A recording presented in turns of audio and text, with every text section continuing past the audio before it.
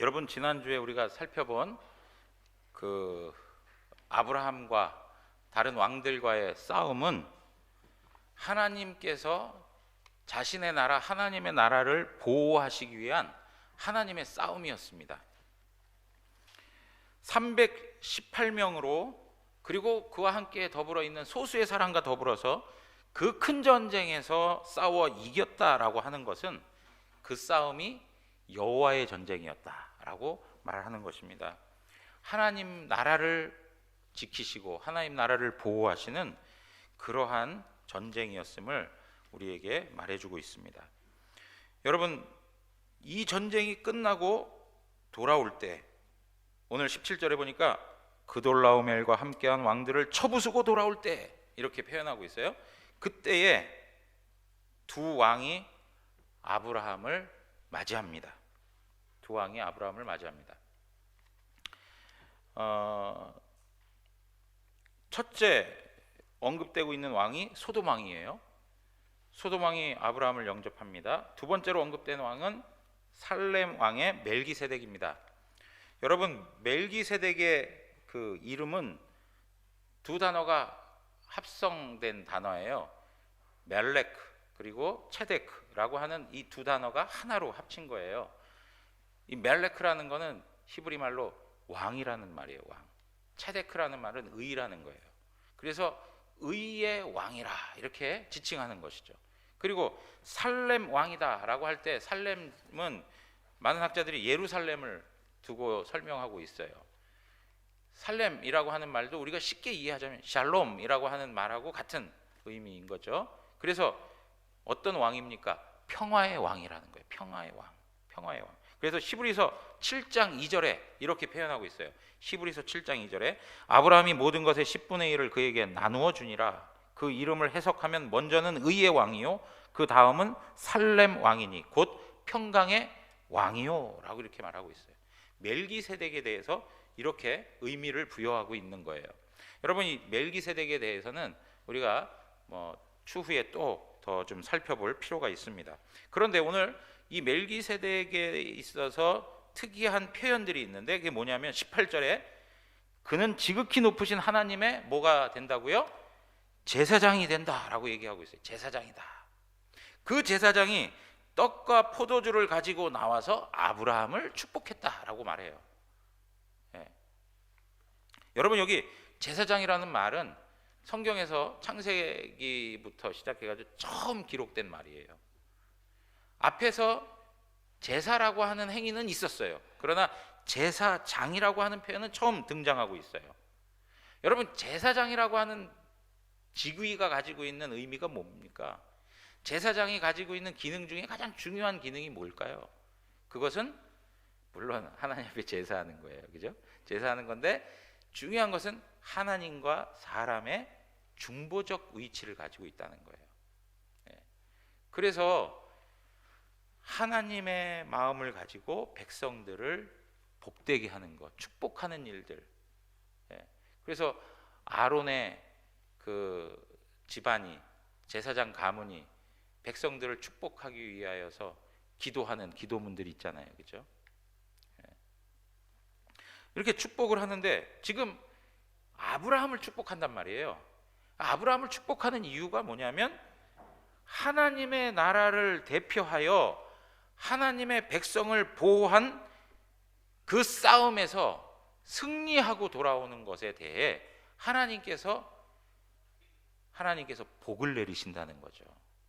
그것을 선포한 것이 바로 멜기세덱의 역할이었던 거예요.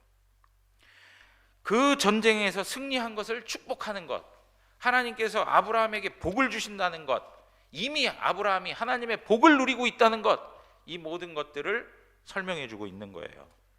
여러분, 그러면 멜기세덱이 아브라함을 어떻게 축복했는가? 19절에서 20절에 말씀하고 있어요. 19절 먼저 볼까요? 그가 아브라함에게 축복하여 이르되 천지의 주제이시오 지극히 높으신 하나님이여 아브라함에게 복을 주옵소서라고 얘기해요. 천지의 주제이시고 지극히 높으신 하나님이라고 표현을 해요. 여러분, 하나님이 어떤 분인가를 설명해 주고 있어요.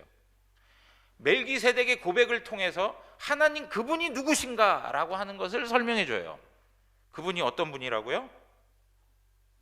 하늘과 땅의 모든 것을 가지신 모든 만물의 주권자이시요 통치자가 되신다라고 말을 하고 있어요.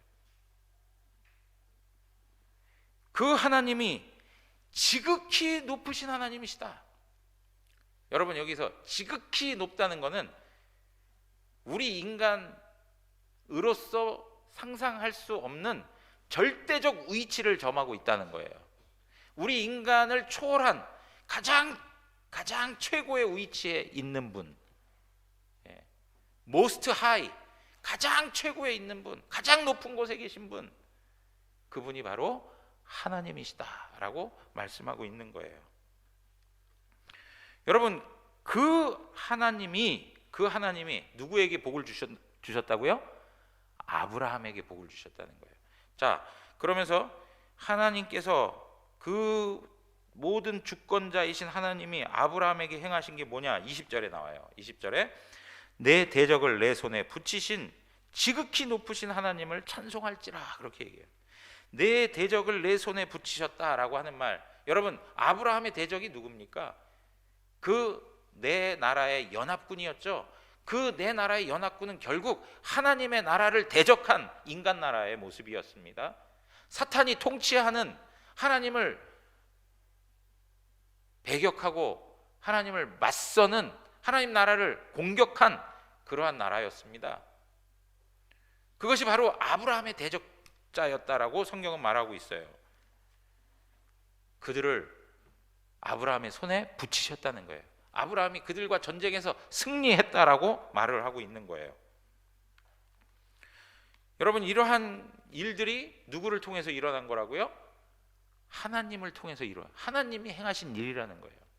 아브라함에게 행하신 일이 바로 그 영적 전쟁에서 승리하게 하셨다는 것을 말씀해 주고 있어요.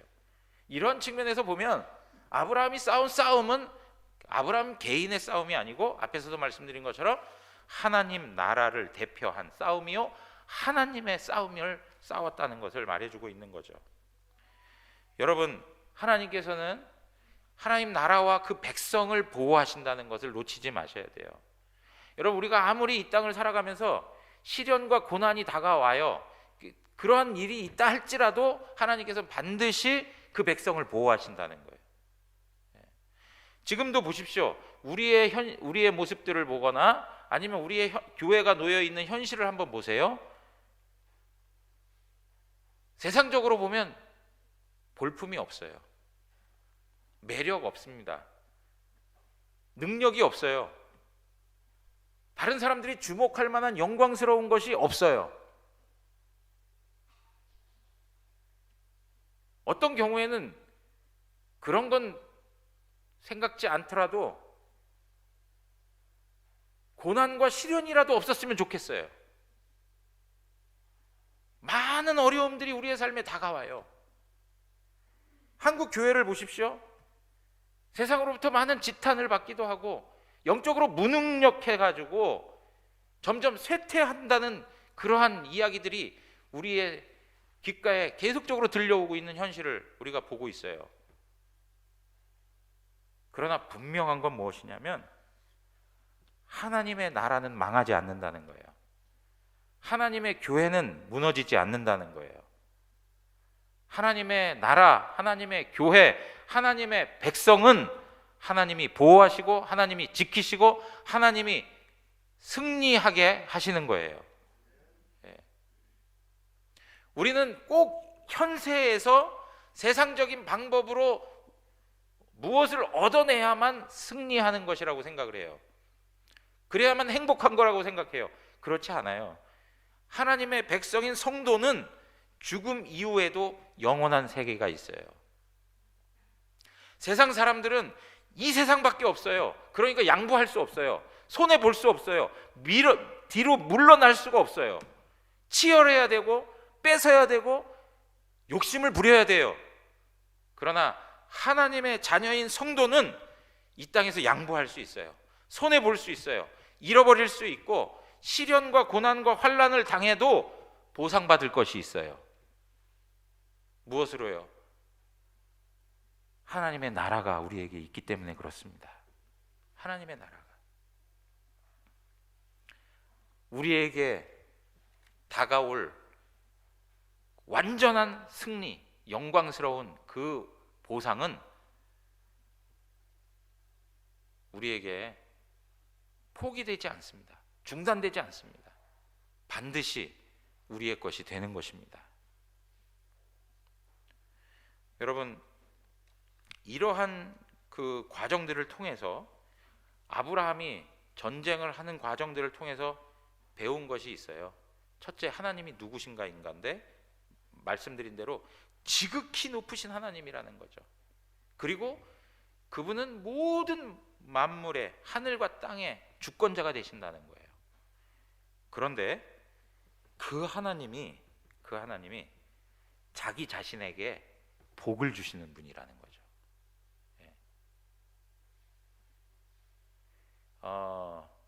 아브라함에게 약속한 하나님의 말씀이 있었어요. 그게 뭐냐면 아브라함 너를 축복하는 자는 내가 축복하고 아브라함 너를 저주하는 자는 내가 저주하겠다 라고 하는 말씀이었어요. 하나님께서는 아브라함을 복의 근원으로 삼으셨어요. 하나님께서는 아브라함을 복되게 하시는 분이세요. 그러니까 그 전쟁에 나갈 수 있었던 힘도 뭐예요? 나를 대적하는 것은 곧 누구를 대적하는 거예요? 하나님을 대적하는 거니까 하나님께서 저주하시고 하나님 심판하신다는 거죠. 하나님께서 아브라함 인생 가운데 찾아오셔서 아브라함을 복되게 하신다는 것을 알고 있는 거예요. 아브라함 입장에서 보면 하나님께서 자기 자신에게 은혜를 베푸시고 함께 하셔서 자기 자신을 복되게 하는 분이라는 것, 그분은 오직 여호와 하나님밖에 없다는 것을 알고 있는 거예요. 여러분, 그래서요 오늘 우리가 말씀을 살펴볼 내용이 뭐냐, 하나님 그분만이 우리 인생에 복을 주시는 분이다라고 하는 것을 깨달았을 때에 우리에게 있어서 어떠한 모습들이 나타나느냐라고 하는 거예요. 첫째는 하나님과 관계돼서고 두 번째는 사람과 관계돼서예요. 하나님과 관계에 대해서 두 가지의 행동이 우리 가운데 나타나요. 첫째가 무엇이냐? 앞에서도 말씀드렸던 것처럼 하나님께 예배하는 거예요. 20절 가서 보세요. 20절. 너희 대적을 내 손에 붙이신 지극히 높으신 하나님을 찬송할지라. 이렇게. 물론 지금 멜기세덱이 아브라함을 축복하면서 표현하는 것들이에요. 그러나 멜기세덱이 지금 하나님을 높이고 있어요. 지극히 높으신 하나님이라고 하고 천재의 주제가 되신다라고 하나님의 이름을 높이고 있어요. 그것에 지금 아브라함도 함께 하고 있는 거고 아브라함으로 하나님을 찬양하게 하고 있어요. 자, 그런데 보십시오. 오늘 말씀에서 보시면 아브라함이 소돔 왕에게 말을 할 때 22절이에요. 22절에 보시면 아브라함이 소돔 왕에게 말을 할 때 뭐라고 얘기하느냐? 천지의 주제이시오 지극히 높으신 하나님 여호와께라고 얘기해요. 누구의 고백하고 똑같습니까? 멜기세덱이 고백한 거랑 똑같은 고백을 하고 있어요. 아브라함에게 있어서도 하나님의 이름을 높이는 경배, 예배가 있었던 것이죠. 사랑하는 성도 여러분, 하나님께서 나에게 복을 주시는 분이다라는 이 사실을 알면은 마땅히 하나님 앞에 예배하게 되는 거예요. 그분이 하나님께 영광을 그분이 지극히 높으신 하나님이시고 모든 만물의 권세를 가지신 하나님이신데 그 하나님이 부족하고 연약한 나에게 찾아오셔서 함께 하시고 나에게 복을 주신다는 것을 깨달으면 가만히 있을 수가 없는 거예요. 그분에 대해서 어떻게 해요?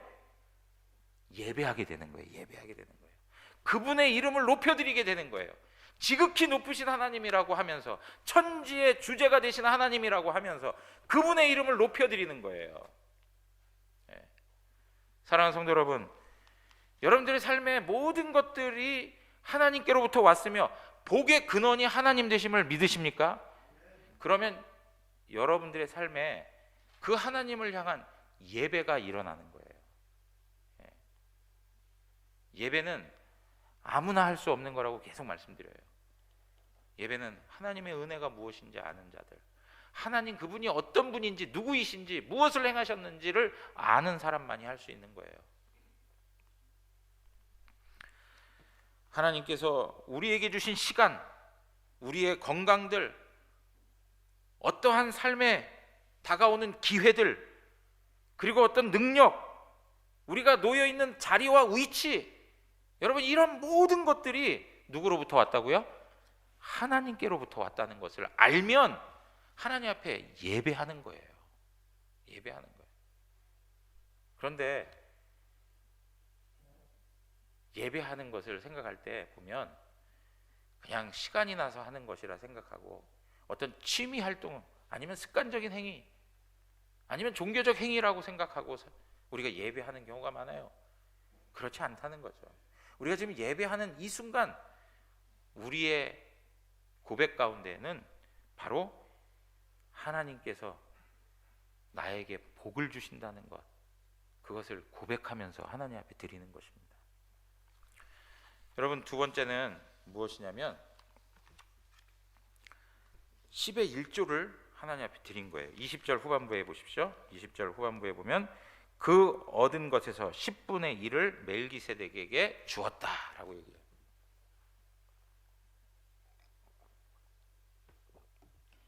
여러분, 10분의 1을 멜기세덱에게 주었다. 11조를 했다는 거예요. 11조.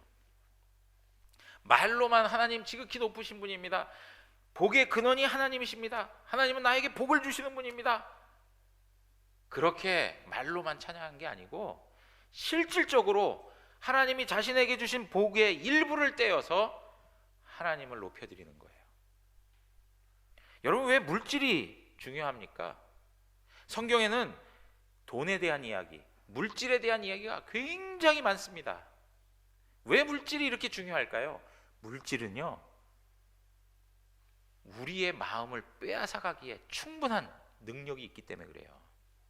물질은요, 하나님과 대등한 자리에 앉을 만큼 우리들에게 있어서는 신과 같은 권위를 가질 때가 많기 때문에 그래요.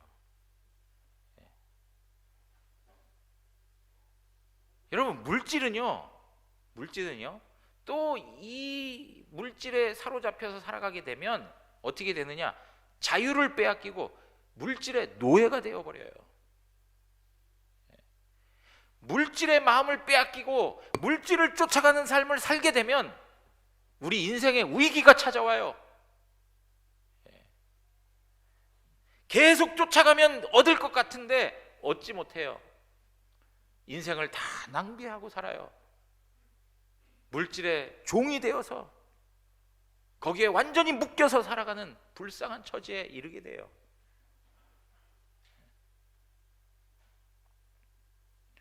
물질이 눈앞에 있으면 보이는 게 있어요, 없어요? 네? 물질이 눈앞에 있으면 보이는 게 있습니까, 없습니까? 오늘은 아예 침묵하는 날로 정하셨습니까? 네? 그냥 말 안 하기로. 여러분, 그래서 예전에 저 어떤 목사님 얘기하시는데, 그래도 우리 조상들이 지혜로웠다고. 예? 그래서 엽전에다가 구멍을 뚫어가지고 사람이라도 볼 수 있게, 다른 거라도 볼 수 있게. 예? 여러분, 눈에 보이는 게 없어요. 눈에 보이는 게 없어요. 특별히 우리 대한민국을 살아가는 우리들에게 있어서는 물질의 위력을 너무나 잘 알고 있어요. 예. 어떻게 보면 여러분 보세요. 공부하는 것, 학력을 얻는 것, 무슨 뭐 권력을 얻는 것, 이런 모든 것들도 다 보면 뭐하고 또 연결 다 되는 거예요. 예? 재력을 얻기 위해서. 왜? 그래야 모든 세상의 것을 얻고 누릴 수 있으니까. 제가 미국에 있을 때 한국에 갔다 오시는 우리 한국 분들 이야기 들어보면, 목사님 진짜 한국은 너무나도 재미있는 곳이에요. 너무나도 살기 좋은 곳이에요. 그러면서 하는 말, 돈만 있으면, 예? 돈만 있으면 부족할 게 없는 거예요. 어떻게 한국만 갔다 오시면 다 그 고백을 하세요. 예. 근데 여러분, 한국뿐입니까? 우리 삶의 모든 데가 다 그래요.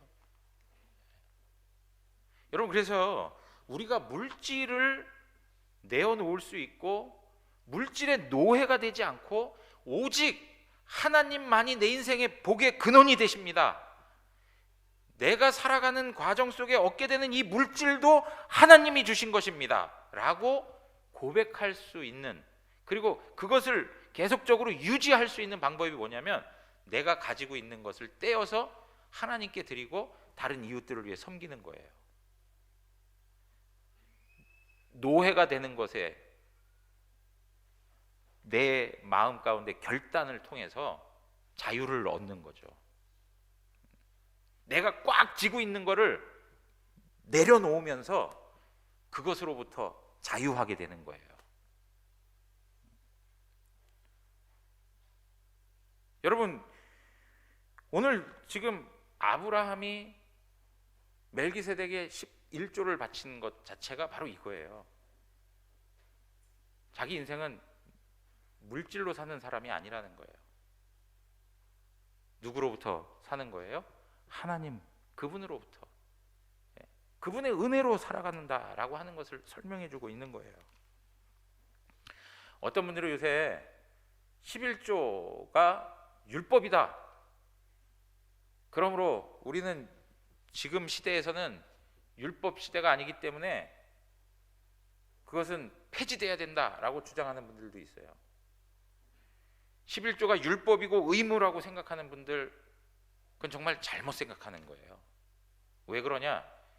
지금 아브라함이 멜기세덱에게 11조를 드린 것은 율법 이전 시대에 지금 하고 있는 거예요.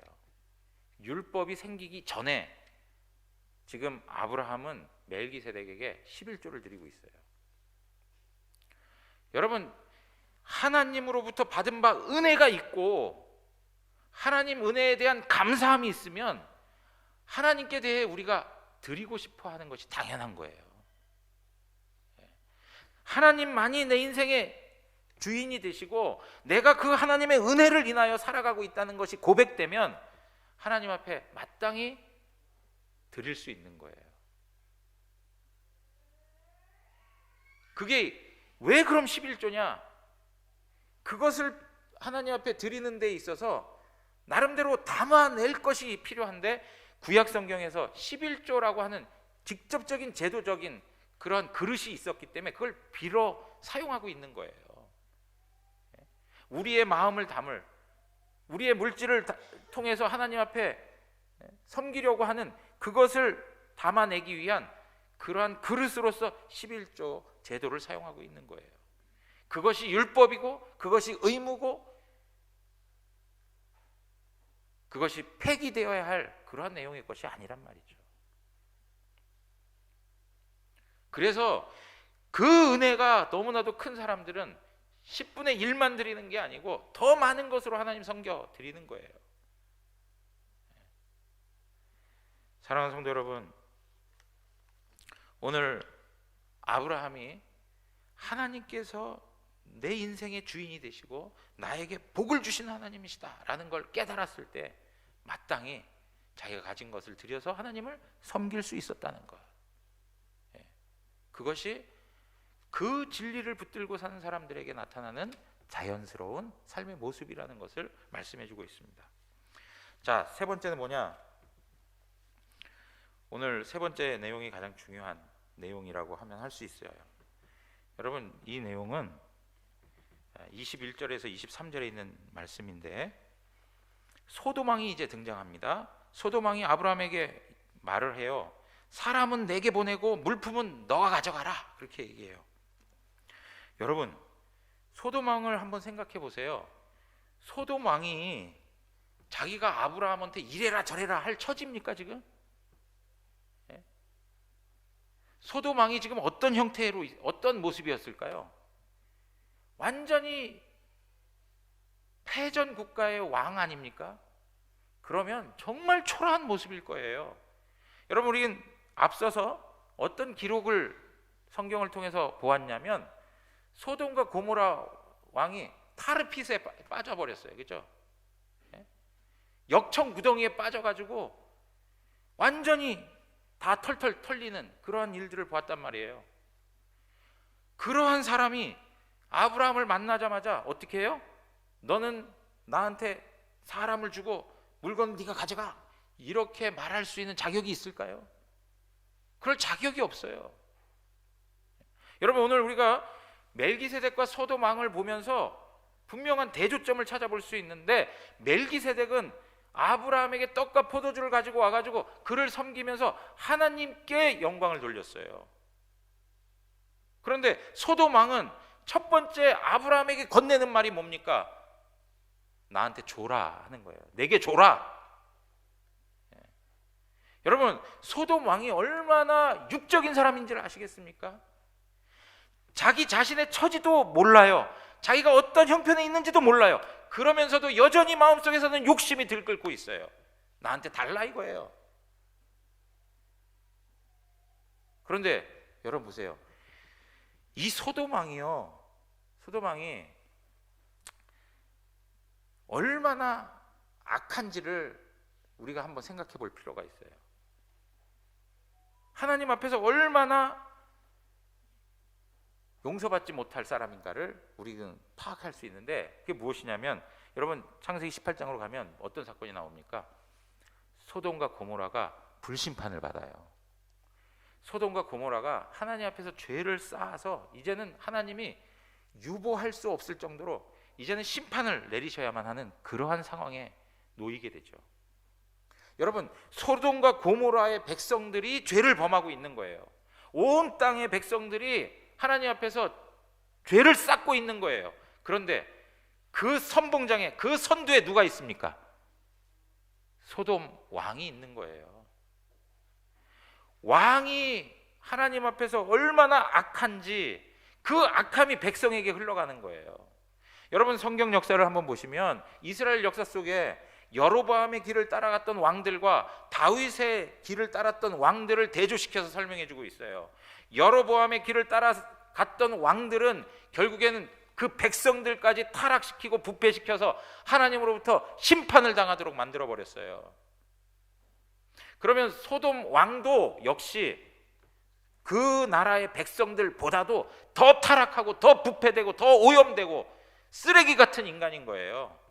그런데 이런 작자가 자기 처지도 모르고 하나님 나라를 대표하여 전쟁에 출전했다가 승리하고 돌아온 아브라함에게 이래라 저래라 하고 있다는 거죠. 영적으로 어두우면, 자기 욕심에 사로잡혀 살아가면 자기 처지가 어떠한 형편인지도 모르고 살아가는 거예요. 자기 현주소도 몰라요.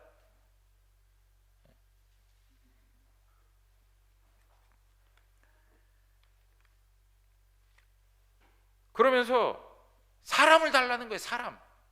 여러분, 이러한 모습들을 보면 뭘 확인할 수 있는지 아십니까?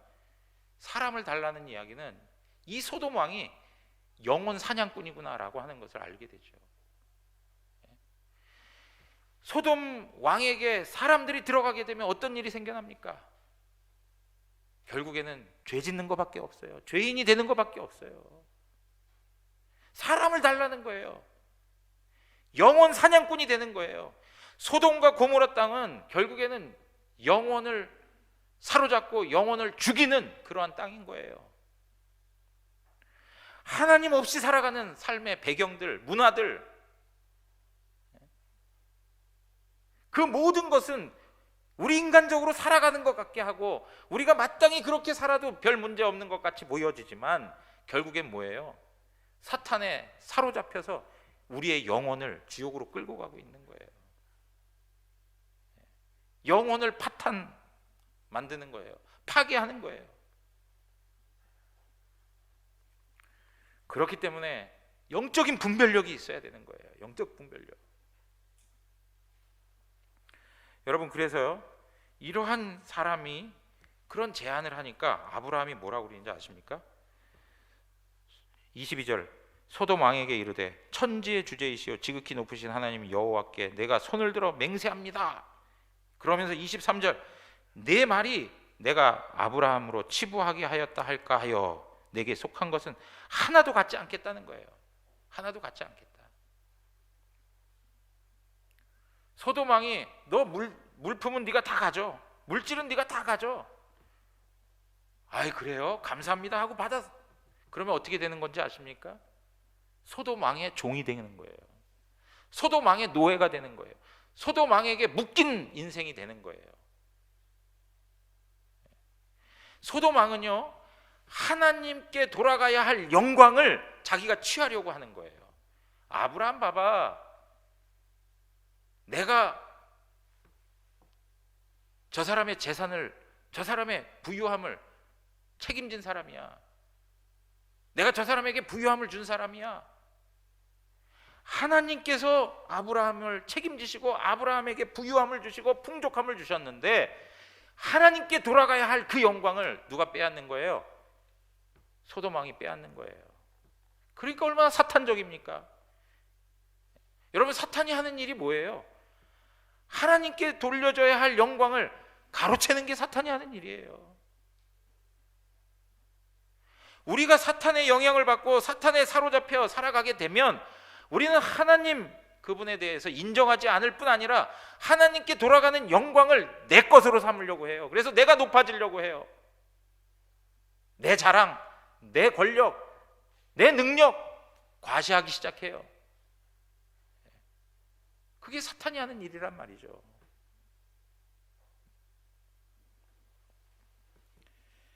여러분, 이러한 것에 제안을 받았을 때 아브라함이 단호하게 자르는 거예요. 단호하게. 나? 당신 때문에 내가 산 거 아니야. 당신 때문에 내가 이 물건들을 얻은 거 아니야. 이까지 물건 당신 다 가져. 내 인생은 하나님이 책임지시는 거야. 여러분, 이 대목에서 우리가 확인할 수 있는 게 뭐냐?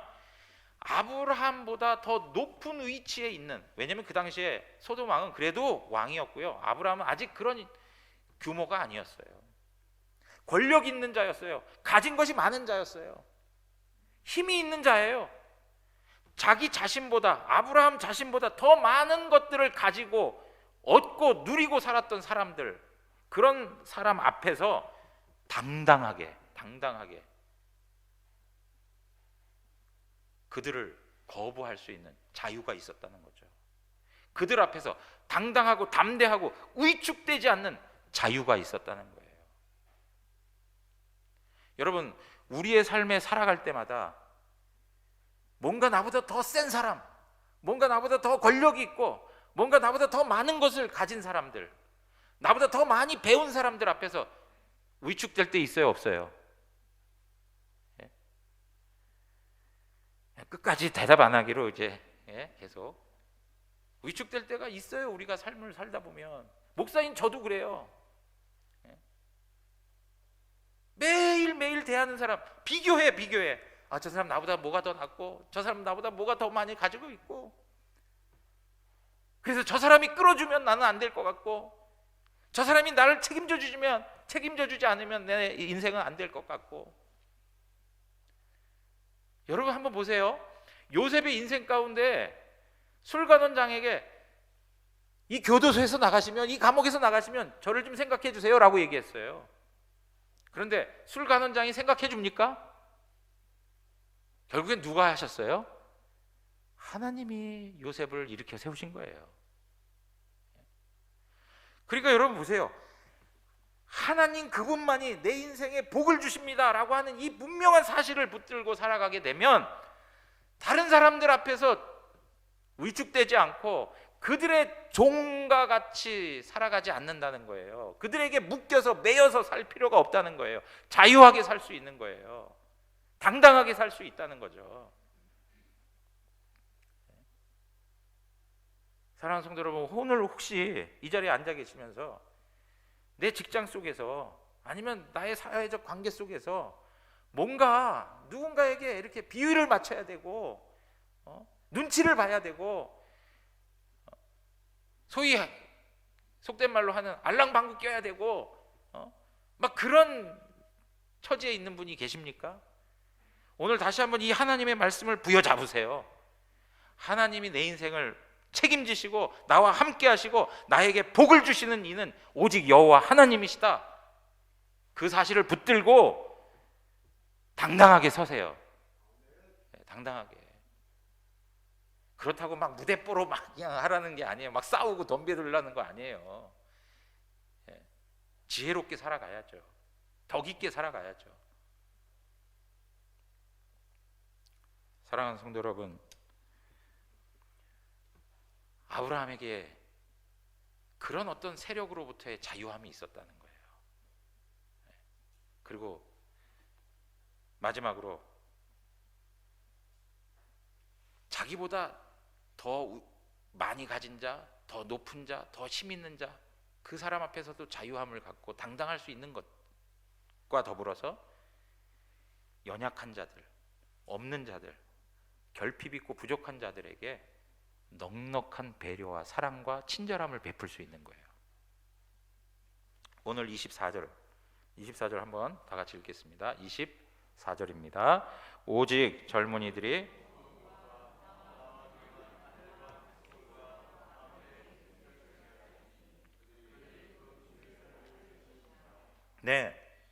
오직 젊은이들, 그 다음에 나와 동행했던 사람들에 대한 분깃은 돌아가야 된다.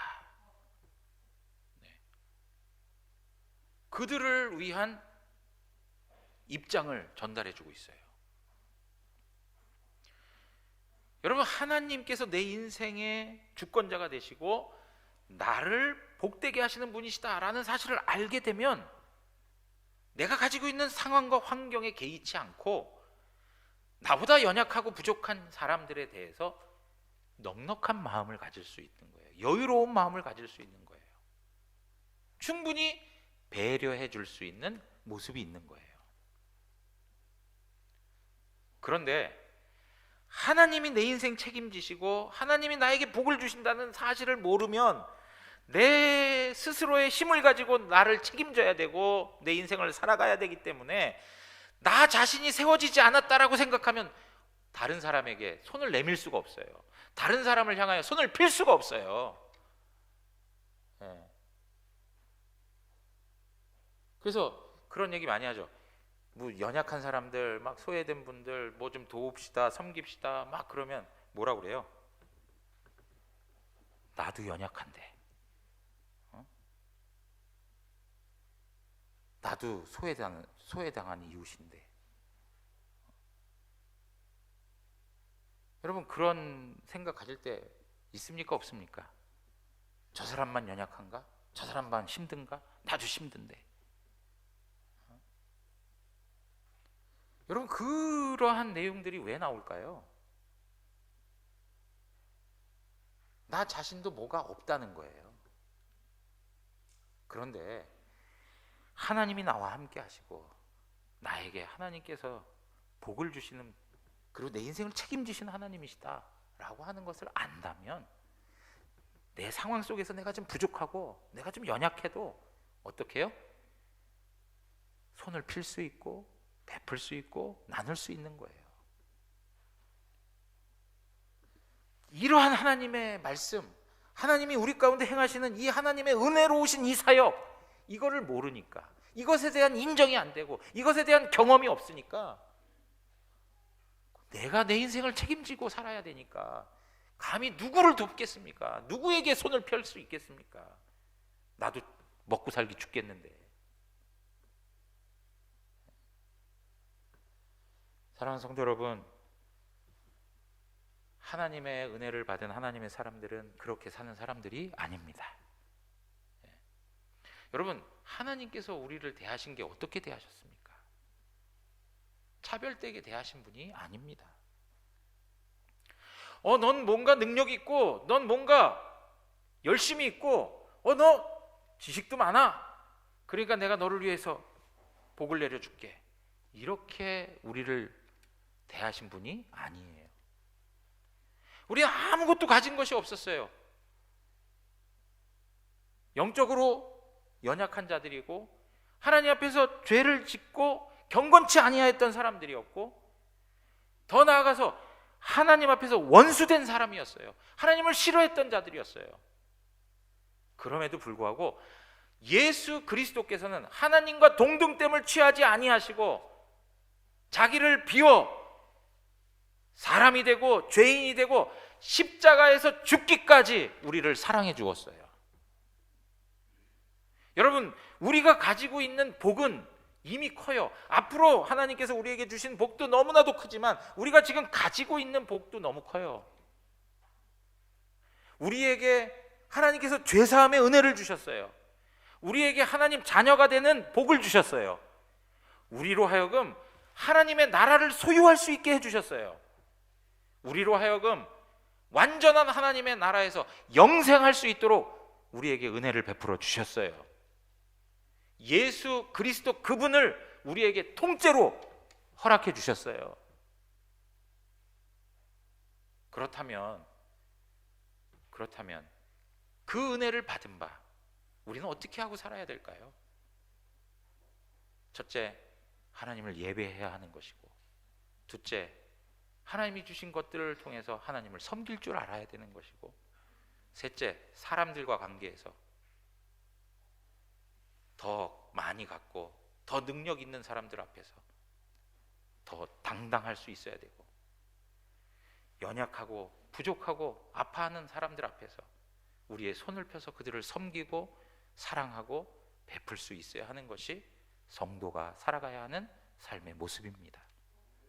사랑하는 성도 여러분, 오늘 우리가 하나님께서 우리와 함께 하시고 정말 모든 만물을 가지고 계신 그 하나님이 우리를 책임지시고 우리에게 복을 주신 하나님이시라는 그 사실을 놓치지 말고 우리의 삶 속에서 승리하는 우리 모두가 되기를 주님의 이름으로 축원합니다. 우리 다 같이 일어나시겠습니다.